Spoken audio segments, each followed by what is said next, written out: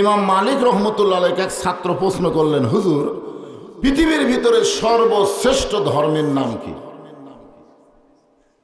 একটা ছাত্র হুজুরকে প্রশ্ন করলো যে, হুজুর, পৃথিবীর মধ্যে সর্বশ্রেষ্ঠ ধর্মের নাম কি? উনি উত্তরে বললেন, এরকম প্রশ্ন করা হলো কবিরা গুনাহ। কি গুনাহ? উত্তর দেওয়ার আগে প্রশ্ন করা সম্পর্কে বললেন, এরকম প্রশ্ন করাই হলো কবিরা গুনাহ। তো ছাত্র তো হতভম্ব হয়ে গেল। কারণ হলো একটাই মাত্র ধর্ম, তার নাম হলো ইসলাম। ইসলাম ছাড়া কোনো ধর্মই নাই। তাহলে আবার শ্রেষ্ঠ হওয়ার কথা আসে কেন? চার তরকারির মধ্যে কোন তরকারি ভালো? ঠিক কিনা বলেন? কয় তরকারি? চার তরকারি। গোস্তের তরকারি, দেশি মুরগির তরকারি, মাছের তরকারি, ডালঘাটি। এই চারটার মধ্যে ভালো কোনটা? এরকম মানুষ বলে না? তো বহু ধর্মের মধ্যে ভালো ধর্ম কোনটা? আসলে ধর্ম তো একটাই, ইন্নাদ-দীনা ইনদাল্লাহিল ইসলাম। 5ই আগস্টের পরে কিছু দিনের জন্য আল্লাহ তাআলা আমাদের অস্থিরতা থেকে মুক্ত করে দিয়েছেন। শরীরও ভালো, মনটাও ভালো। এরকম একটা অবস্থা আল্লাহ আমাদেরকে দান করার কারণে খুশি না বেজার? তাহলে জবান করে সমস্বরে সকলে বলবো, রব্বানা লাকাল হামদ হামদান কাসীরান তাইয়িবান মুবারাকান ফীহি। আমরা প্রশংসা করলাম কার? একটাবার কি চিন্তা করছেন যে আমরা আল্লাহর প্রশংসা করার পিছনে যেগুলো কারণ আছে, তার মধ্যে 1 নম্বর কারণ হলো রুহের জগৎ, দুনিয়ার জগৎ, আখেরাতের জগৎ। সর্বসাকল্যে কয় জগৎ? খেয়াল করতেছেন না? আমরা এখানে আসার আগে আর একটা জগতে ছিলাম, তার নাম কি? আলমে আরওয়াহ, রুহের জগৎ। ঠিক না? মায়ের পেটে ছিলাম, এটাও তো দুনিয়ার মধ্যেই। দুনিয়ার মধ্যে না হওয়ার মাও কি দুনিয়াতে না রুহে? দুনিয়ায়। তাহলে এটা দুনিয়ায় ধরা লাগবে। একটা জগতের নাম হলো আলমে আরওয়াহ, রুহের জগৎ। একটা জগৎ বর্তমানে অবস্থান করতেছি, আর একটা জগতে মন না চাইলেও হামাকরক যাওয়া লাগবে। জোরে খান কথা, ঠিক কিনা? মন চায় না, চায়। এই স্বাদের দুনিয়া ছেড়ে দেওয়ার মন চায়। হাসিনা যখন পলাচ্ছিল তখন দেখছেন ওরা 2 বোন হাঁটতেছে। আমি খেয়াল করে দেখলাম ভিডিওতে, শেখ রেহানা মাথা নিচু করে হাঁটতেছে, আর শেখ হাসিনা খালি চারিদিকে এভাবে তাকাচ্ছে। তাকানোর পিছনে গুনগুন করে একটা গান হয়েছে, আপনার বুঝবার পারেননি। আল্লাহ রাসূল বলেছেন, ইত্তাকু ফিরাসাতাল মুমিনিনা ফাইন্নাহু ইয়ানজুরু বিনূরিল্লাহ। মুমিনদেরকে আল্লাহ কতগুলো দৃষ্টি দিয়েছে, যে দৃষ্টিতে সব কিছু দেখাও যায়, বোঝাও যায়। এই ক্ষমতা আল্লাহ দিয়েছেন। জোরেকান কে দিয়েছেন? ওই সময় হাসিনা হয়তো একটা গান গাইছিল, দুঃখের গান। কতজনকে কত কি দিলাম, যাবার কালে এক সংসারও দেখা না পাইলাম। কি মনে করতেছেন এই দুনিয়া ছেড়ে যখন আমরা যাব, আমাদের সাথে কাউরে পাবো? এই জন্য খুব খেয়াল করবেন। আল্লাহর প্রশংসা করার কারণ হলো রুহের জগতে আল্লাহ আমাদের পক্ষে ছিলেন। কেমনে বুঝলেন? রুহের জগতে আল্লাহ আমাদের পক্ষে থাকার কারণ হলো দুনিয়ার জগতে আল্লাহ আমাদেরকে মুসলমানের ঘরে কবুল করেছেন। দুনিয়াতে মানুষ পাঠানোর দায়িত্ব কার? আল্লাহ যদি আমাদের হিন্দুর ঘরে পাঠাতো, মনে করে একটু চিন্তা করেন তো, যদি ইহুদি খ্রিস্টানদের ঘরে পাঠাতো, আমাদের অবস্থা কি হতো? ভালো হতো? ভালো হতো না। কারণ আল্লাহ নিজেই বলেছেন, ওমান ইয়াবতাগি গায়রাল ইসলাম দীনান ফালান ইউকবালা মিনহু। আয়াতের বাংলা অর্থ হলো, ইসলাম ছাড়া অন্য কোনো জীবন ব্যবস্থা, ধর্ম কেউ যদি গ্রহণ করে, আল্লাহ বলেছেন কখনোই তা কবুল করা হবে না। ইমাম মালিক রহমতুল্লাহ আলাইহি এক ছাত্র প্রশ্ন করলেন, হুজুর, পৃথিবীর ভিতরে সর্বশ্রেষ্ঠ ধর্মের নাম কি? একটা ছাত্র হুজুরকে প্রশ্ন করলো যে, হুজুর, পৃথিবীর মধ্যে সর্বশ্রেষ্ঠ ধর্মের নাম কি? উনি উত্তরে বললেন, এরকম প্রশ্ন করা হলো কবিরা গুনাহ। কি গুনাহ? উত্তর দেওয়ার আগে প্রশ্ন করা সম্পর্কে বললেন, এরকম প্রশ্ন করাই হলো কবিরা গুনাহ। তো ছাত্র তো হতভম্ব হয়ে গেল। কারণ হলো একটাই মাত্র ধর্ম, তার নাম হলো ইসলাম। ইসলাম ছাড়া কোনো ধর্মই নাই। তাহলে আবার শ্রেষ্ঠ হওয়ার কথা আসে কেন? চার তরকারির মধ্যে কোন তরকারি ভালো, ঠিক কিনা বলেন? কয় তরকারি? চার তরকারি, গোস্তের তরকারি, দেশি মুরগির তরকারি, মাছের তরকারি, ডাল ঘাঁটি, এই চারটার মধ্যে ভালো কোনটা? এরকম মানুষ বলে না? তো বহু ধর্মের মধ্যে ভালো ধর্ম কোনটা? আসলে ধর্ম তো একটাই, ইন্নাদ দীনা ইনদাল্লাহিল ইসলাম।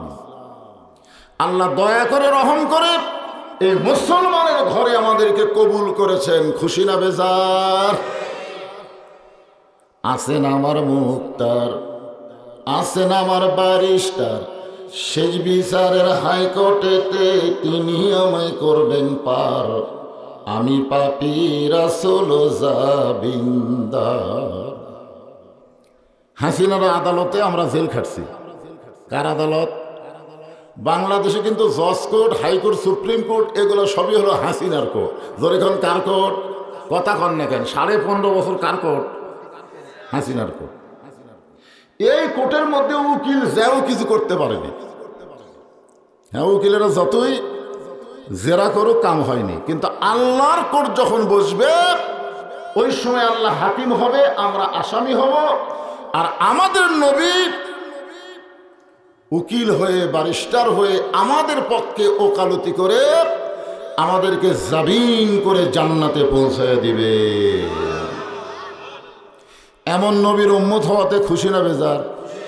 মাশাআল্লাহ। এখন যদি আপনাদের প্রশ্ন করি, আমাদের নবী কি শুধুই নবী? বিশ্বনবী? আরে কবরে যখন প্রশ্ন করা হবে, আমার নাবিউকা, তোমার নবী কি? আমি প্রায় 13-14টা তাফসীর দেখলাম। এর উত্তরে এই প্রশ্নের মধ্যে কিন্তু মুনকির নাকির বলবে যে তোমার নেতাকে, শুধু নবী না, তোমার নবী এবং নেতাকে। আপনি যদি বলেন আমার নবী হলেন মোহাম্মদ রাসূলুল্লাহ আর নেতা হলো শেখ মুজিবুর, আমার নবী হলো মোহাম্মদ রাসূলুল্লাহ, নেতা হলো জিয়াউর রহমান, 5 যা বাড়ি খাওয়া খাবে, বুঝলেন? এই জন্যে দরুদের মধ্যে কিন্তু আমরা পড়লাম আল্লাহুম্মা সাল্লি আলা সাইয়্যিদিনা।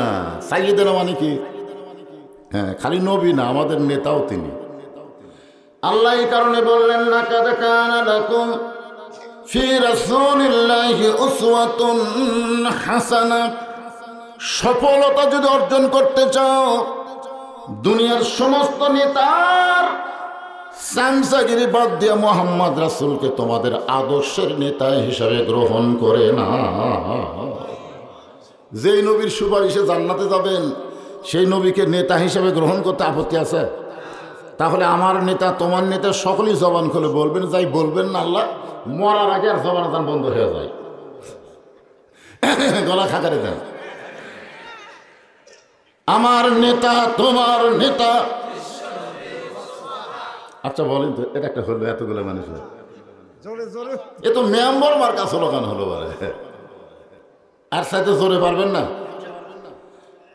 এই একটা স্লোগানে হয়তো নবী আমাদেরকে সুপারিশ করে জান্নাতে নিয়ে যাবেন। কি বুঝতেছেন?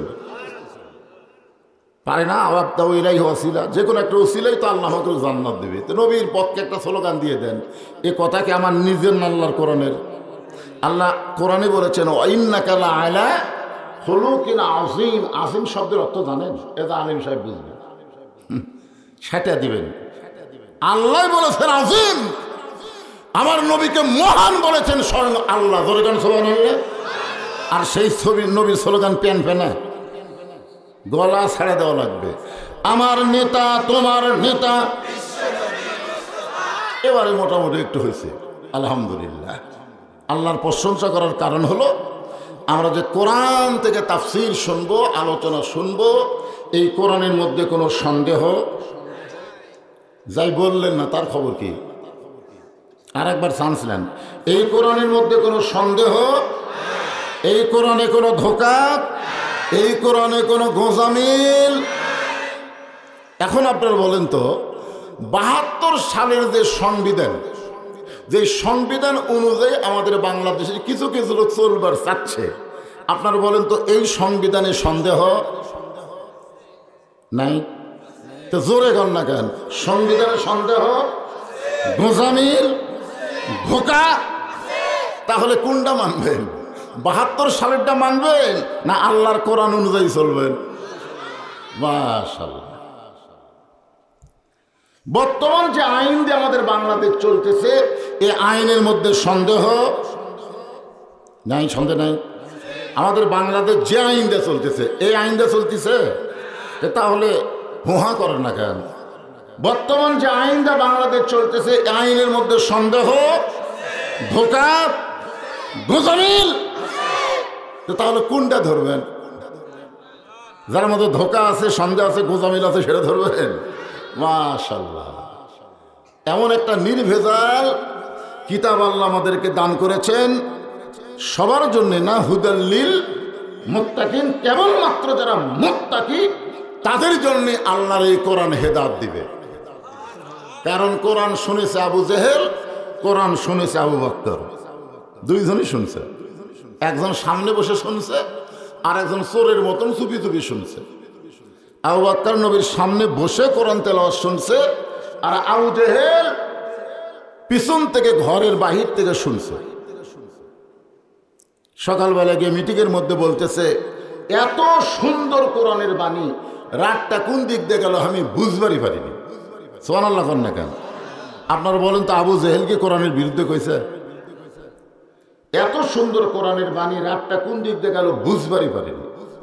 আবু সুফিয়ান বলে, নেতা, যেই কোরআন শুনতে এত ভালো লাগে, রাত কোন দিক দিয়ে যায় বোঝা যায় না, সেই কোরআন ধরলে অসুবিধা কি? না শুনলেই যদি এত মজা হয়, তাহলে ধরলে ভালো না খারাপ? পারবেন? এটা ধরবার গেলে ঠেলা আছে।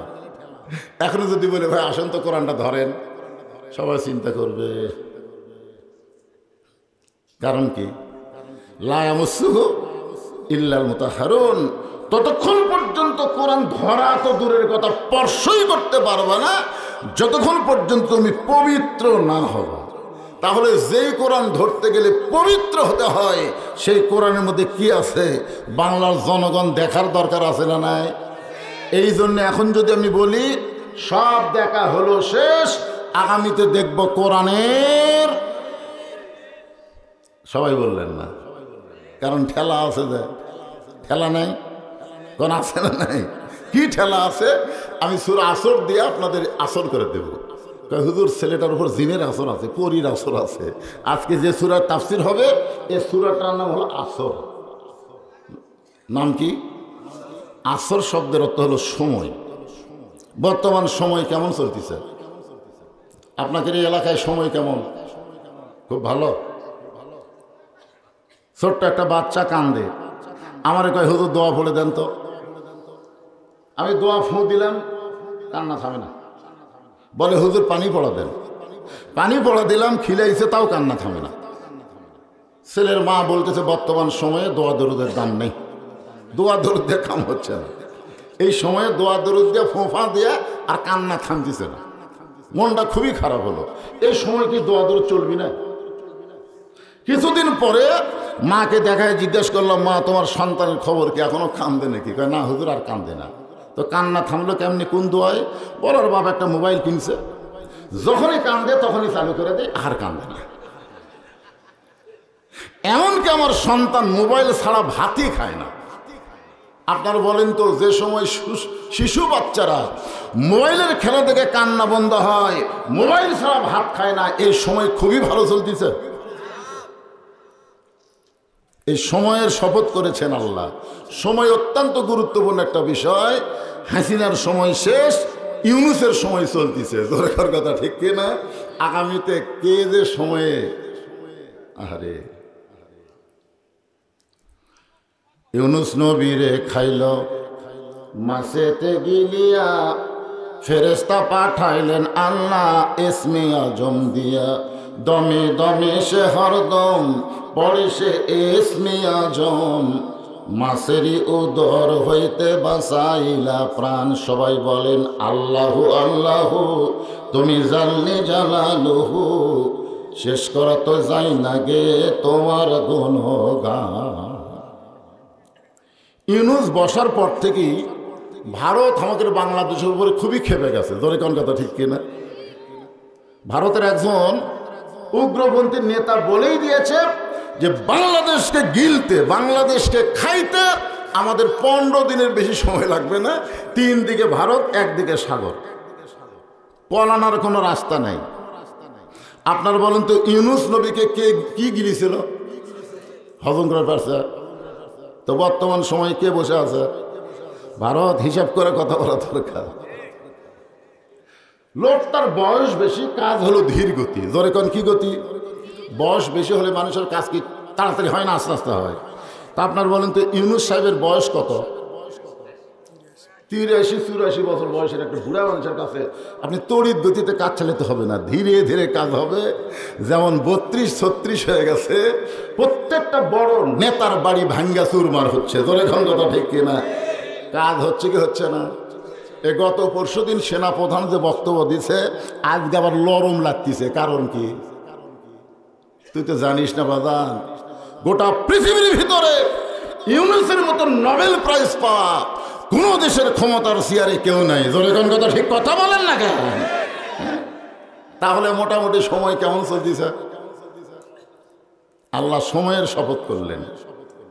এখন আমার সময় দিয়ে আমি কথা বলি। মিশে মায়াই বন্দি থাইকা করলাম কত খেলা, পশ্চিমে তাকায় দেখো তোমার ডুইবা গেছে বেলা, এক পলকের নাই ভরসা, মিশে সকল আশা, কখন বুঝি দারুণ ঝড়ে ভাঙবে তোমার বাসা। যাচ্ছেন বসেন ভাই, থাকেন আজকে। আরে আপনি দিয়ে একটা ওয়াজ হয়ে পারে কি একটা বিপদের। পরে এটা সিডি বাড়াবে তো শুনবেন, মোবাইলে দেখবেন, ইউটিউবে MBR তালাশ করলেই পাবেন ইনশাল্লাহ। যাত্রাপুরের ওয়াজ কিন্তু গোটা বাংলাদেশ হবে ইনশাল্লাহ। বলেন এই যে এগুলো চোখ আছে কি জন্য? হ্যাঁ, আল্লাহ তাআলা আসরের শপথ করে বললেন ইন্নাল ইনসানা লাফি খুসর। ইন্না মানে নিশ্চয়, সবাই মনোযোগ দিয়ে শুনবেন। ইন্না মানে নিশ্চয়, ইনসান মানে মানুষ, লাফি মানে ভিতরে, খুসরুন মানে ক্ষতি। নিশ্চয় মানুষগুলো ক্ষতির ভিতরে। এখন বলেন তো মানুষকে আল্লাহ ভালোবাসে কম না বেশি? কেমনে বুঝলেন? সূরা 3 পড়ে দেখেন, আল্লাহ তাআলা এই মানুষের কথা বলতে গিয়ে 4টা শপথ করছে। যেরকম কয়টা? 4টা শপথ করছে। ওয়াতিন ওয়াজাইতুন ওয়াতুরি সিনিন ওয়াহাযাল বালাদিল আমিন। এক একে কয়টা শপথ করলো? 4টা শপথ করে আল্লাহ বললেন লাকাদ খালাকনাল ইনসানা ফি আহসানি তাকবীর। সূরা আসরের তাফসীর শুনতে গেলে আপনাদের সবাইকে গুনগুন করে একটা গান গাওয়া লাগবে, না পারলে হো হো করবেন, অসুবিধা নেই। সভাপতি সাহেব আপনিও করবেন। আদর করে মানুষ আল্লাহ বানায়া কেমনে দিবেন ক্ষতির মধ্যে ফেলিয়া। এখন তো একবার শোনার পর একটু মনে হলো না, তাহলে এবার একটু বলেন। দেখেন তাফসীর খাক কয় কিভাবে আমাদেরকে আল্লাহ জান্নাত দিবে, এই জিনিসগুলো আজকে আপনাকে সরাসরি দেখাবো ইনশাআল্লাহ। সবাই বলেন আদর করে মানুষ আল্লাহ বানায়া কেমনে দিবেন জাহান্নামে ফেলিয়া। হিসাব করে দেখেন তো আমরা জাহান্নামে যাব না? কারণ আমি হিসাব করে দেখছি বর্তমানে গোটা পৃথিবীতে 700 কোটি মানুষ আছে। কম পক্ষে কত কোটি? 700 কোটি মানুষ তার মধ্যে 200 কোটি হলো মুসলমান আর 500 কোটি হলো বেঈমান। 700 কোটির মধ্যে মুসলমানের সংখ্যা কত? 200 কোটি আর 500 কোটি হলো কাফের, ইহুদি, খ্রিস্টান, হিন্দু, এরা হলো 500 কোটি। আপনারা বলেন তো বেহেশত কয়টা? 8টা। ধরে কোন বেহেশত কয়টা? মুসলমানের সংখ্যা কত? 200 কোটি। আর দোজক কয়টা? 7টা। সংখ্যা হলো 500 কোটি। তাহলে দোজক একটা কম, সংখ্যা হলো 500, আর বেহেশত একটা বেশি, সংখ্যা হলো 200। এখন সাহাবেরা বললেন, হুজুর বেহেশত কত বড়, দোজক কত বড়? আল্লাহ রাসূল বললেন, কোন একটা ছোট বেহেশতের মধ্যে 7টা জাহান্নাম যদি ফেলে দেওয়া হয়, অনুবীক্ষণ যন্ত্র দিয়ে দেখা লাগবে জাহান্নামগুলো গেল কোথায়। এখন চিন্তা করেন, একটা জান্নাতের কাছে 7টা দোজক কিছুই না, আর এই ছোট ছোট 7টা দোজকের জন্য সংখ্যা হলো 500, আর বড় বড় একটা জান্নাতের জন্য সংখ্যা হলো 200। হিসাবে আমরা এমনি জান্নাতি। জোরে কোন কথা ঠিক কিনা? তাহলে আল্লাহ কোন মানুষের জন্য বলল ইন্নাল ইনসানা লাফি খুসর? এই মানুষগুলা কারা? এখন হকের বাছাই করার দরকার আছে না? দরকার আছে না? আল্লাহ বললেন, বাছাই যদি করতে চাও তাহলে শোনো, ইল্লাল্লাযীনা আমানু ওয়া আমিলুস সালিহাতি ওয়া তাওয়াসাউ বিল হক ওয়া তাওয়াসাউ বিস সবর। সবাই মনোযোগ দিয়ে শুনবেন, এই 4টা। জোরে কোন কয়টা? এই 4টা কাজের মধ্যে যদি আমরা থাকি তাহলে আমরা ক্ষতির মধ্যে পড়ব না, বিনা হিসাবে আল্লাহ আমাদেরকে জান্নাত দিয়ে দিবে। আপনারা কি 2-4 বছর দোজক খেটে জান্নাতে যাওয়ার চাচ্ছেন? 2-1 জন আমাকে বলে, হুজুর আল্লাহ না হয় 2-4 বছর দোজক খাটাবি, তারপরে কি ব্যস্ত দিবি না? আমি বললাম, দিবে ভাই, আলহামদুলিল্লাহ। যাক, দেখছেন 2-4 বছর জাহান্নামত থেকে তারপরে জান্নাতে যাবি, কত বড় সাহস! আপনার বলেন তো, দুনিয়ার যে আগুন, জাহান্নামের আগুনের চাইতে পাওয়ার কম না বেশি? জাহান্নামের আগুনকে আল্লাহ পানির মধ্যে 70 বার চুবড়াইয়া চুবড়াইয়া আগুনের পাওয়ার কমাইয়া তারপরে সেইটা দুনিয়াতে দিছে। সেই দুনিয়ার জ্বলন্ত আগুনে 5 মিনিট হাত দিয়ে থাকার মরদ কি আছে? যে হাতরন্ত। তাহলে নর্মাল আগুনের মধ্যে যদি 5 মিনিট আপনি হাত দিয়ে থাকতে না পারেন, তাহলে জাহান্নামের আগুনে 2-4 বছর আপনি থাকবেন। এই কথা আপনার মনে আসতেছে কেমনে? আচ্ছা ঠিক আছে, আল্লাহ আমাকে জান্নাত দিবে, যদি আল্লাহ হিসাব চায়। আপনার বলেন তো, হিসাব দিয়ে জান্নাতে যাওয়ার মতো মরদকে? তাহলে আমরা কি বলবো? জান্নাত তো চাই চাই, আল্লাহ তোমার কাছে আমরা বিনা হিসাবে জান্নাত চাই। জোরে বলেন আমিন। বিনা হিসাবে জান্নাতে যাওয়া যায় কি না যায়, একটু আলোচনাটা মনোযোগ দিয়ে আপনাদের শোনা লাগবে। এখানে 4টা বিষয় আলোচনা হবে। জোরে বলেন কয়টা? ছোট ছোট বাচ্চারা ভালোই হুঁকারি ধরতে চায়, মাশাআল্লাহ। তোমরাই তো দেশের ভবিষ্যৎ। বিএনপিরা যখন খালি কয় ঈদের পরে আন্দোলন হবে, খালি কয় ঈদের পর। আমরা মনে করছিলাম এদের ঈদ আর শেষ হবে না।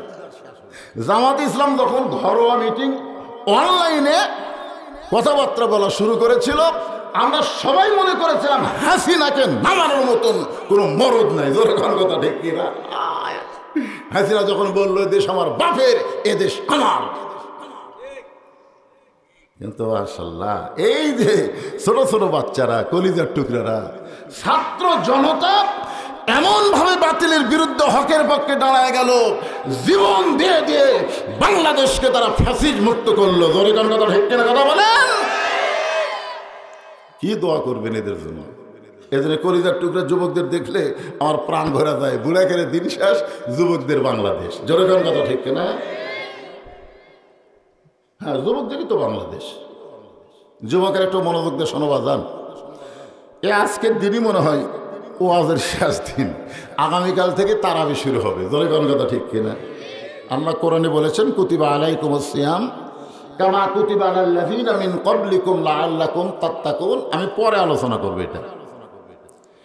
4টা বিষয়ের মধ্যে 1 নম্বর হলো ঈমান। 1 নম্বর হলো ঈমান। জোরে বলে 1 নম্বর কি? ইমান যদি না থাকে কোনো আমল আল্লাহর দরবারে কবুল হবে না। যেমন নবীর চাচা আবু তালেব।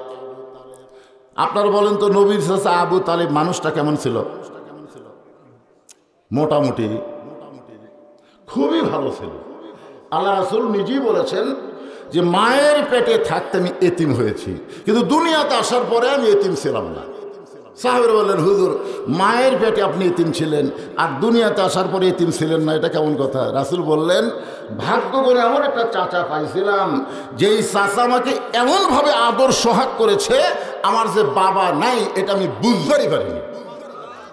অথচ এই মানুষটা ঈমান না থাকার কারণে জাহান্নামী হবে। চিন্তা করছেন? তাহলে 1 নম্বর কি লাগবে? ঈমান। জোরে বলেন কি? এই ঈমানটা রাসূল বলেছেন ইকরার বিল লিসান, তাসদীক বিল জানান, আমল বিল আরকান। জবানে বলতে হবে লা ইলাহা ইল্লাল্লাহ, শুধু জবানের মধ্যে রাখলে হবে না, ওটা কলিজার মধ্যে জায়গা দেওয়া লাগবে। কলিজার মধ্যে যখন ঈমান যাবে, ওই ছেলেটা আবু সাঈদ হবে। কলিজার মধ্যে যখন ঈমান যাবে, ওই মানুষটা মৃত্যুকে পরোয়া করবে না, ঈমানটাকে রক্ষা করার জন্য হকের পক্ষে জীবন দেওয়ার জন্য দাঁড়িয়ে যাবে। জোরে কার কথা, ঠিক কথা বলেন। তাসদীক বিল জানান। উকিল এসে বলতেছে কাশেম আলীকে, মীর কাশেম আলীকে, স্যার আজকে রাত 12টায় আপনার ফাঁসি হবে। মীর কাশেম আলী বলতেছে, উকিল এখন কয়টা বাজে? তাই রাত 9:30। মুসকে মুসকে হাসের ভয়, এখনো 2.5 ঘন্টা, ওরা যাতে বসে থাকা লাভ কি? আমি 2 ঘন্টা ঘুম পাড়ি, যদি সে এত না পাই তুমি আমার ডাক দিও। উকিল কয় মানুষ না পাগল রে, 2.5 ঘন্টা পর তার ফাঁসি হবি, তাই বলে 2 ঘন্টা ঘুম পাড়বি? মানে মৃত্যু কোনো পরোয়াই করতেছে না। উকিল মনে করতেছে ফাঁসির চিন্তায় হয়তো লোকটা পাগল হয়ে গেছে, মন খারাপ করে কন্ডেম সেল থেকে বের হয়ে গেছে। রাত যখন 11:30 বাজে, আইসা দেখে মীর কাশেম আলী সাহেব নাক দেখে ঘুম পাড়তেছে। উকিল কয় 8 ঘন্টা পর ফাঁসি হবি, আর এইভাবে ঘুম পাড়ে। পায়ের বুড়া আঙ্গুল লড়াইছে, লাভ দুটো বলতেছে, কে ভাই 12টা বাজছে? না স্যার এখন 8 ঘন্টা আছে। আলহামদুলিল্লাহ। ওযু করে 2 রাকাত সালাতুশ শুকুর, আল্লাহর শুকরিয়া তান 2 রাকাত নামাজ পড়ে সূরা মুলক আর মুজাম্মিল তেলাওয়াত করে, সুন্দর পাঞ্জাবি যেটা জেলের মধ্যে ছিল ওইটা পরে চিরুনি দিয়ে মাথা হাসরায় বলতেছে, উকিল আমারে কেমন লাগতেছে? উকিল কান্দার বলে, স্যার আপনার ফাঁসি হবে। মীর কাশেম আলী মুস্কি মুস্কি হাসের বলে, উকিল ফাঁসি হবে আমার, আর তুমি কেন কাঁদতেছ? তুমি কি জানো উকিল 2 ঘন্টা ঘুমের মধ্যে আল্লাহ পাক আমারে জানাই দিছে, ফাঁসির মাধ্যমে 8টা জান্নাত আমাকে বরণ করার অপেক্ষা করতেছে। ওয়ালা তাকুলু লিমান ইউকতালু ফি সাবিলিল্লাহি আমওয়াতুন বাল আহয়াউ ওয়ালাকিন লা তাশউরুন। আল্লাহু আকবার। তাসদীক বিল জানান, কলিজার মধ্যে যখন ঈমানের জায়গা হবে, ওই মানুষটাকে জীবনের চাইতে ঈমানের গুরুত্ব বেশি দেওয়া দেখা যাবে। জোরে কান কথা, ঠিক কিনা? এখন আপনাদের কাছে আমার প্রশ্ন হলো, আপনাদের কাছে জীবনের দাম বেশি না ঈমানের দাম বেশি? এটা এমনি এমনি করে পরীক্ষা হবে, কিন্তু পরীক্ষা হবে। আল্লাহ কোরআনে বলেছেন, আল্লাযী খালাকাল মাউতা ওয়াল হায়াতা লিয়াবলুয়াকুম আইয়ুকুম আহসানু আমালান ওয়া হুয়াল আজিজুল গফুর। মৃত্যু এবং হায়াত সৃষ্টি করছেন কে? লিয়াবলুয়াকুম, তোমাদেরকে পরীক্ষা করা হবে। আইয়ুকুম আহসানু আমালা, সুন্দর আমলের পরীক্ষা। বর্তমানে বাংলাদেশে আমরা দোয়া পড়ি, রব্বানা আতিনা ফিদ দুনিয়া হাসানা অফিল আখিরাতি হাসানা। এই আরবির বাংলা অর্থ জানেন? এই যারা দোয়া করেন এই অর্থ জানেন? জানেন না? এর বাংলা অর্থ হলো, আল্লাহ তুমি আমাদের দুনিয়াকে সুন্দর করে দাও, দুনিয়া সুন্দর না হলে আখেরাত কোনোদিন সুন্দর হবে। বর্তমানে বাংলাদেশ সুন্দর আছে, মানুষের তৈরি আইন দিয়ে আমরা চলার কারণে আমাদের চাল চরিত্র পশুর মতো হয়ে গেছে। আমি একবার রমজান মাসের আগে সৌদি আরবে গেছিলাম, ওখানে রোজার মাস ছিলাম। যে রমজানের চাঁদ উঠল, ঘোষণা হয়ে গেল কোরআন নাজিলের মাস, আল্লাহ আবার আমাদেরকে দিয়ে দিলেন নিয়ামত স্বরূপ রহমত মাগফিরাত নাজাতের মাসের কারণে প্রত্যেকটা খাদ্য দ্রব্য, প্রয়োজনীয় দ্রব্য, তাদের দাম যা ছিল তার অর্ধেক করে দেওয়া হলো। যার দাম ছিল 10 টাকা, দাম হয়ে গেল 5 টাকা। দেখছেন কোরআনের চাঁদ উঠছে, দাম হয়ে গেছে অর্ধেক।